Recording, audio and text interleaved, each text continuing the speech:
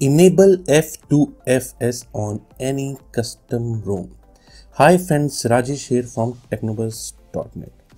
आज के इस वीडियो में मैं बताऊंगा कि आप अपने Redmi Note 5 Pro में किसी भी कस्टम रोम को F2FS में कैसे कन्वर्ट कर सकते हैं। जैसे कि आप लोगों को पता ही होगा, काफ़ी सारे रोम जो है अब F2FS सपोर्टेड हैं, बट काफ़ी सारे ऐसे रोम्स भी हैं जैसे MIU के जिन पे F2FS का सपोर्ट नहीं मिल सकता है।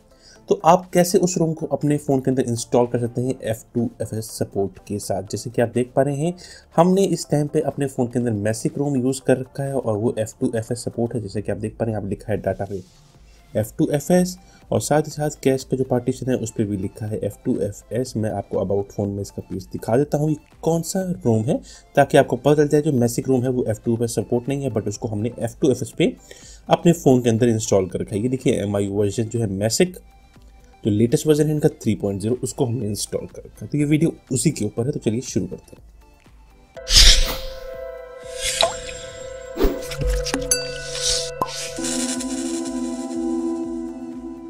अगर आप हमारे चैनल पे न्यू हैं और आपको पता नहीं है F2FS क्या होता है, ये कौन सा फाइल सिस्टम होता है, तो इसका एक ऑलरेडी मैं डिटेल्ड वीडियो बना चुका हूँ।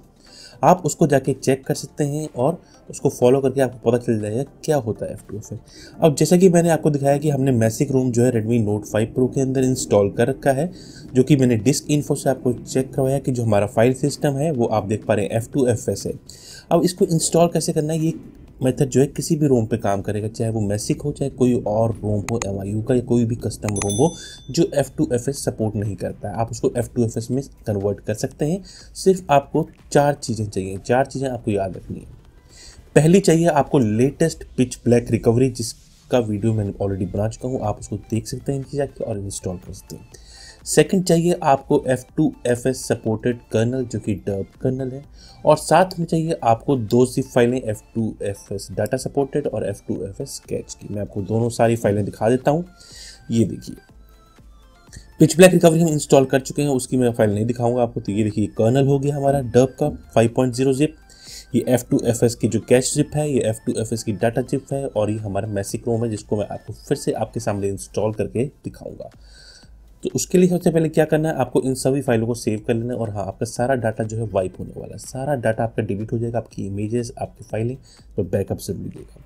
आपने इन फाइलों को सेव करके अपने फ़ोन को एक बार स्विच ऑफ कर देना है। फ़ोन जैसे स्विच ऑफ हो जाएगा, आपको पिच ब्लैक रिकवरी, जो लेटेस्ट पिच ब्लैक रिकवरी है जो F2FS को सपोर्ट करती है, उस पर बूट करना है।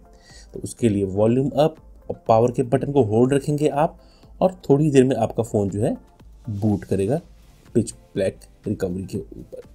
तो ये देखिए, जैसे आपका फ़ोन जो है पिच ब्लैक रिकवरी पे जाएगा, तो आपको क्या करना है, पहले अपने जो फाइल सिस्टम है उसको F2FS पे कन्वर्ट करना है। तो अब जो है आपने जो फाइलें सेव की थी वो भी डिलीट हो जाएंगी। तो आपको ये करना है कि पहले आप F2FS कर लें, उसके बाद जो है आप फ़ोन को फिर से कनेक्ट करके अपनी फाइलों को फिर से सेव कर लें।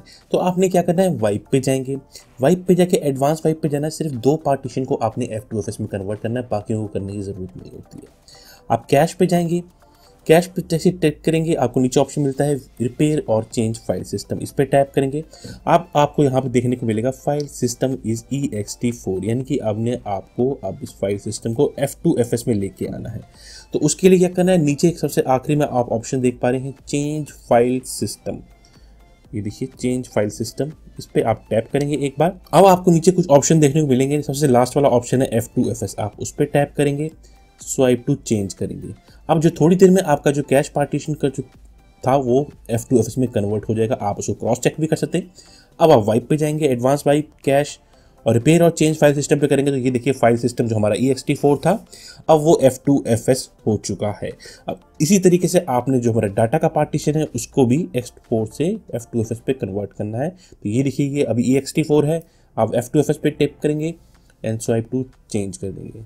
तो अब जो है आपके फ़ोन में से सारा का सारा जो डाटा था, जो सारा डाटा जो है डिलीट हो गया है। तो अब हम क्या करते हैं, एक बार जो कस्टम रोम और बाकी जो 3 फाइलें थी उसको हम एक बार फिर से सेव कर लेते हैं। तो थोड़ा सा मैं वीडियो को कट कर दूँ, क्योंकि मैंने चाहता फाइल ट्रांसफ़र करने में काफ़ी टाइम लगेगा, तो मैं थोड़ा सा वीडियो को स्किप कर दूँगा। तो मैं एक बार कनेक्ट करके अपने फ़ोन के अंदर तीनों फाइलें फिर से सेव कर लेता हूँ।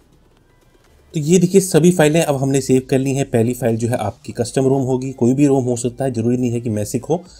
कोई भी ऐसा रोम जो F2 पे सपोर्ट नहीं है वो होना चाहिए। दूसरा वो कर्नल होना चाहिए।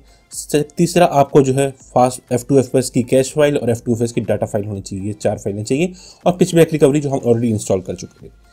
हमने अब अपने जो फाइल सिस्टम था उसको F2FS में तो कन्वर्ट कर दिया है। अब हम रोम को इंस्टॉल करेंगे। स्वाइप टू कन्फर्म फ्लैश कर लेते हैं। अब ये रोम को इंस्टॉल करें। आपको पता है कि मैसिक रोम जो है अलग से इंस्टॉलर पे इंस्टॉल होता है। ज़रूरी नहीं है कि आपका जो कोई और रोम हो ऐसे इंस्टॉल हुए, वो आपका अपना अलग अलग रोम्स का अलग अलग तरीका होता है। तो आप अगर रोम इंस्टॉल कर रहे हैं और उसकी जी एप्स, तो पहले उन दोनों फाइलों को आप इंस्टॉल कर लेंगे। उसके बाद आपने कर्नल को फ्लैश करना है। तो पहले हम रोम को फ्लैश होने देते हैं। तो ये देखिए रोम हमारा इंस्टॉल हो गया है। वापस जाते हैं हम कस्टम रिकवरी के ऊपर।